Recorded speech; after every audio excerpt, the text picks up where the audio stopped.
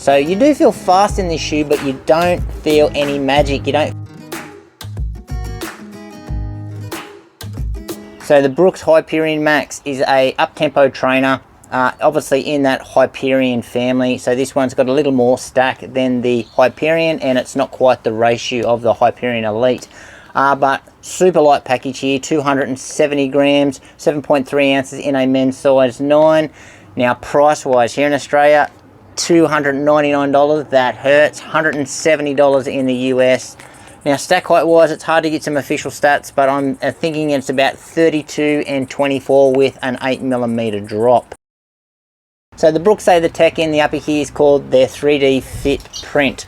So, but the material they're using is not so common. So it's not a mesh, it's like a stretch woven type material, but very breathable here through the toe box, but build quality is excellent. And going onto the back of the shoe, material changes, and it's like we've got some like plastic overlays around the back, but this heel counter is pretty solid. So pretty solid heel counter. We've got a bit of an Achilles flare there, which is really nice. Just a little bit of padding just to keep that weight down, but overall this shoe delivers a great lockdown. We've got a pretty thin tongue. There's a little bit of padding on the tongue. The tongue though is not gusseted, but that's not really an issue so far for me. Laces, they're pretty wide, but they're very thin. No dramas with the laces coming undone. The fit, definitely true to size. The toe box, probably a little bit narrow, but I'm not having any rubbing issues or anything like that. So in the midsole here, they're using their DNA Flash. So that's the one that they're using in all their Hyperion range. So it's a nitrogen infused foam. So it's going to feel different to the other super foams out there on the market. No plate in this shoe, so as you can see, pretty flexible shoe, but there is the foam itself has got some rigidity in it, so you can feel a bit of snack back there.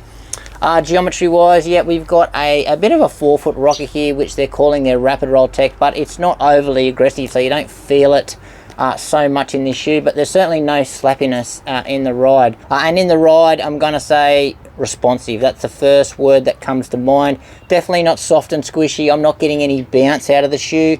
Responsive, firm and snappy. So that's the ride. So you do feel fast in this shoe, but you don't feel any magic. You don't feel like the shoe's giving you much back.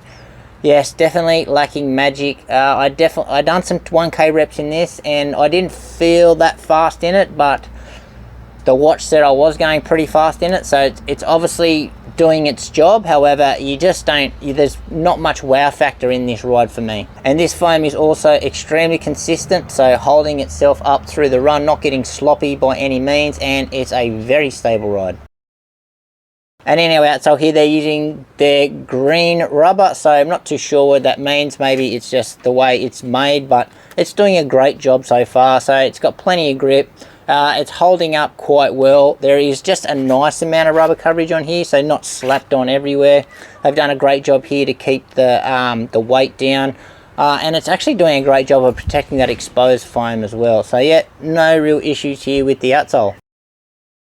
Right, so what I'm liking in this shoe so far is definitely the weight. So super light package, really love the lightweight, and it also feels nice and natural through the foot strike as well. So the absence of a plate in it makes that foot feel nice and natural as you're running.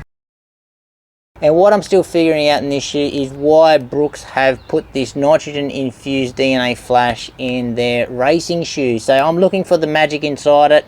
I just can't find it. I'm going to keep looking though. And what I'm disliking in this shoe is certainly the price. It feels way overpriced for me. For a shoe to be worth $300, it needs to have a lot of wow factor, and I haven't found anything in this yet. To summarize my first impressions, I'm actually pretty disappointed in the shoe, and that's got to do with the price. So if I'm going to pay $300, I want to be wowed, and especially for a training shoe at $300, there needs to be some wow factor. I haven't had any of that yet. I think this shoe is about 3 years behind the competitors, so this would have been a good shoe 3 years ago. Yes, it's light, it's responsive, and yeah, you could use it for race day and on your training days and so forth, but I just think it's playing catch up. This DNA Flash is just not there for me yet.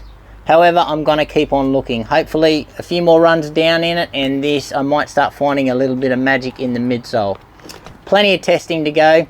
Anyway guys, that's it from me. I'd love to hear your thoughts. So this one's been out for a little while now. Have you guys had any experience in the Brooks, or what about the Midsole foam DNA Flash?